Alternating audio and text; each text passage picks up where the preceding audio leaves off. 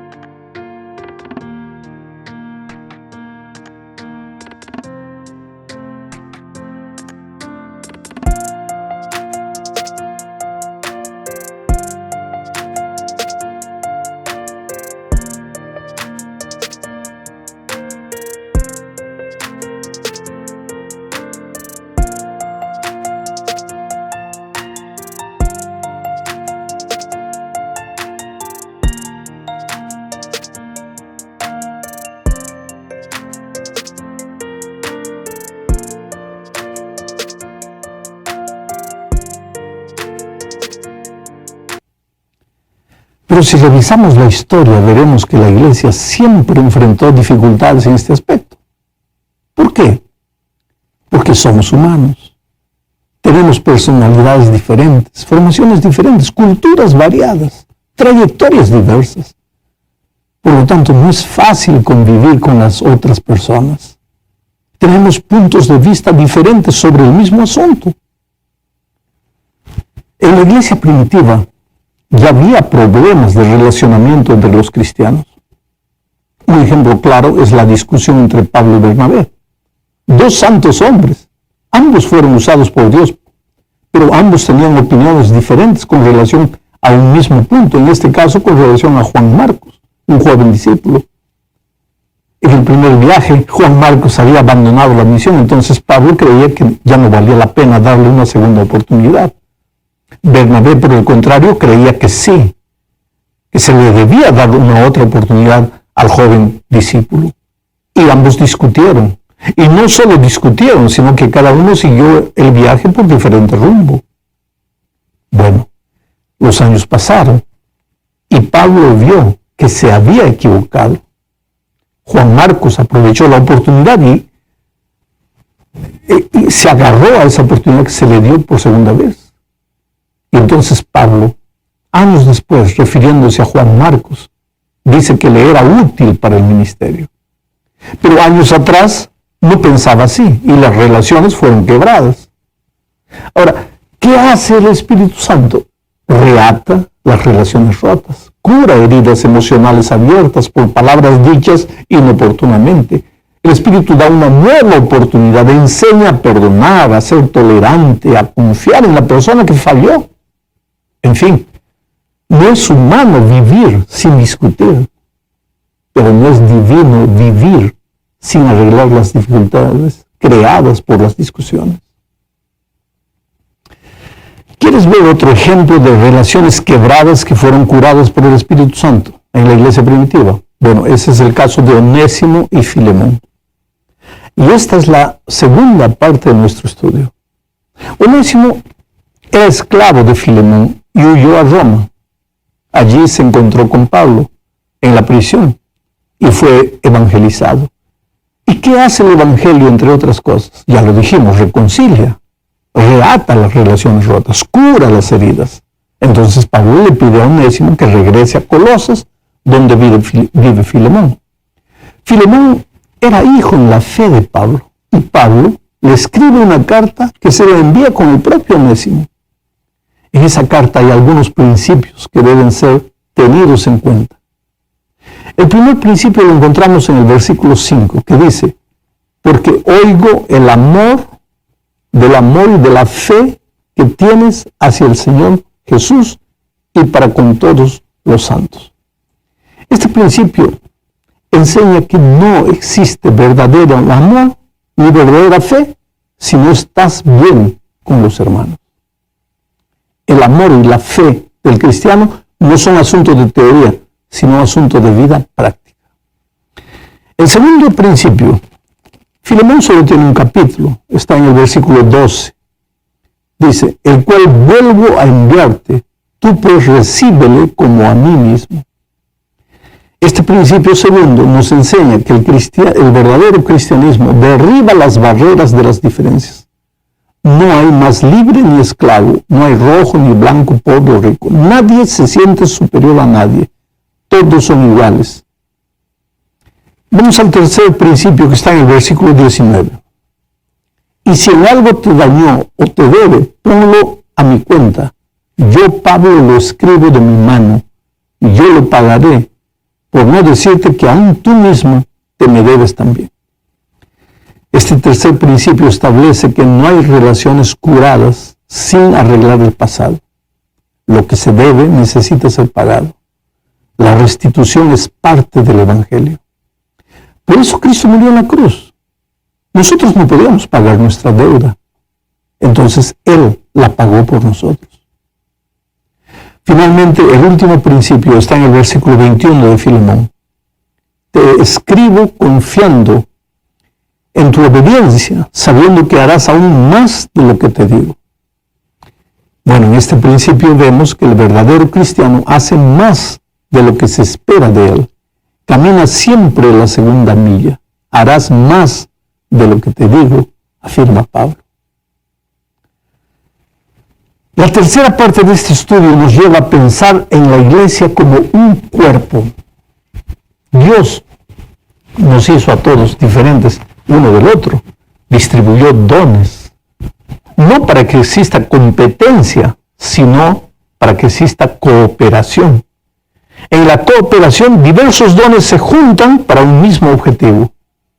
En la competición, en la competencia, diversos dones luchan para probar que uno es mejor que el otro. La competencia es humana, la cooperación es divina. En la mente divina, ningún ser humano debería ser completo en sí para aprender a vivir en interdependencia y desarrollar el espíritu de cooperación. Así fue con Adán y Eva. Ellos eran de cierta manera incompletos para completarse juntos. Y la iglesia también es así. Existen las manos, existen los pies, el corazón, el pulmón, todos los otros miembros del cuerpo. Nadie es mejor que el otro, nadie es superior ni inferior. A veces los miembros que más aparecen no son los que más trabajan, y los que más trabajan casi nunca aparecen. Piensa en los ojos, por ejemplo. ¿Una persona podría vivir sin ojos? Creo que sí. ¿Pero podría vivir sin riñones? Claro que no. Y sin embargo tú vas a ver que muchas personas andan con la foto de sus ojos, pero no con la foto de sus riñones. ¿Entiendes lo que te digo? No siempre el que más trabaja, más aparece. Bueno, en la vida es así. Así también es en la iglesia. Pero una de las evidencias de que la iglesia está siendo reavivada es que no existen celos. Nadie se pone triste porque en la hora de los agradecimientos no mencionaron su nombre. O porque no lo eligen para ir a la plataforma. Cada uno sirve feliz dentro de su área de actuación, a pesar de que nadie perciba lo que está haciendo, a pesar de que nadie le agradezca nunca por su esfuerzo. Vamos ahora a la cuarta parte. Hablemos del perdón. Este es un asunto delicado, porque mucha gente confunde perdón con permisividad. Una cosa es perdonar y otra cosa es permitir que alguien te siga destruyendo. Pero vamos por partes. El perdón, mira, el perdón le hace más bien al que perdona que al que es perdonado. Lo voy a decir de otro modo. El rencor, el resentimiento, el odio, o como lo quieras llamar, te hace más mal al que lo abriga que a la persona a quien está dirigido.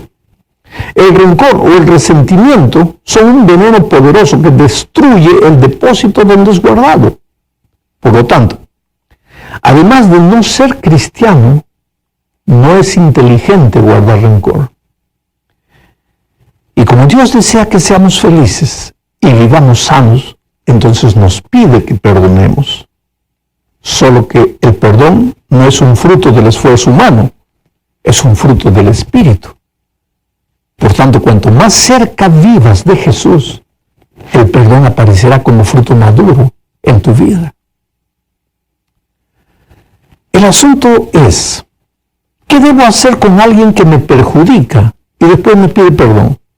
Y después me vuelve a perjudicar y me vuelve a pedir perdón. ¿Qué debo hacer? Pues perdonarlo. Y si después me sigue perjudicando y me vuelve a pedir perdón, pues perdonarlo. Jesús dice que debemos perdonar al que nos ofende 70 veces 7, y al decir esto, estaba se refiriendo a perdonar a nuestro enemigo cuantas veces sea necesario. Solo, querido, que una cosa es perdonar y otra cosa es darle al ofensor la oportunidad de seguir perjudicándote. Solo, por ejemplo, un hombre golpea a su esposa, se separan. Ahí él pide perdón y ella perdona. Vuelven a vivir juntos. Él la vuelve a golpear y la historia se repite. El perdón es perdón. El cristiano tiene que perdonar, pero darle a otra persona la oportunidad de continuar golpeándote es un asunto de tu decisión que no tiene nada que ver con perdón. Jesús dijo que debemos amar al prójimo como a nosotros mismos. Tú tienes el derecho cristiano de no permitir que nadie te destruya. Y eso no quiere decir que no estás perdonando. A veces caemos en la tentación de confundir el perdón con la liberación de las consecuencias del pecado. Adán pecó. ¿Pidió perdón? Claro. ¿Dios lo perdonó? Claro que sí. Pero Adán tuvo que salir del huerto. Perdonado, pero tuvo que salir. El otro día conversé con un joven enfermo de SIDA. Él cree que Dios no lo ha perdonado porque no lo cura del SIDA. Eso no es así, querido. Él está perdonado. Pero la naturaleza tiene leyes que se cumplirán. Él está salvo en Cristo, pero tendrá que sufrir las consecuencias de la vida errada que vivió. Otro ejemplo es el ladrón en la cruz. ¿Dios lo perdonó? Claro que sí, con seguridad, pero tuvo que morir. Bueno, pero aparte de todo esto, el perdón es una evidencia de que el Espíritu de Dios toma el control de la vida de su iglesia. Debemos permitir que Él haga en nosotros tanto el querer como el hacer por su buena voluntad.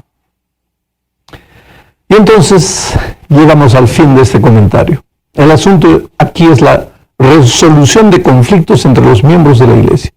Leamos Mateo capítulo 18, versículos 15 al 17. Por tanto, si tu hermano peca contra ti, ve y repréndele, estando tú y él solos. Si te oyere, has ganado a tu hermano. Mas si no te oyere, toma aún contigo a uno o dos, para que en boca de 2 o 3 testigos conste toda palabra. Si no los oyere a ellos, dilo a la iglesia. Y si no oyere a la iglesia, tenle por gentil y publicano. No voy a comentar mucho sobre este asunto, porque creo que los pasos que Jesús recomendó que se den en la solución de un conflicto, no necesitan mucho comentario, están allí de manera clara. Habla con él, si no él no quiere, lleva 2 o 3 testigos, y si él no acepta, entonces llévalo para la iglesia. Ahora, lo que sí voy a decir es que la raíz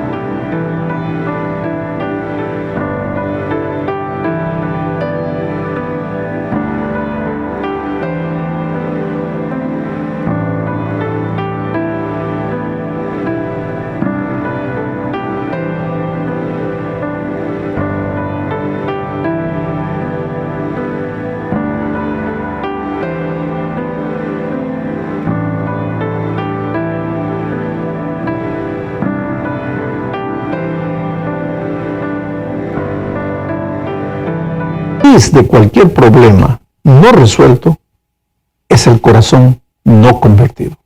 Un corazón no convertido difícilmente dejará que el Espíritu Santo trabaje. El Espíritu habla, clama, suplica, el Espíritu convence de pecado. Pero ¿qué si la persona no le permite al Espíritu convencerla? Y ese es un problema frecuente en la iglesia.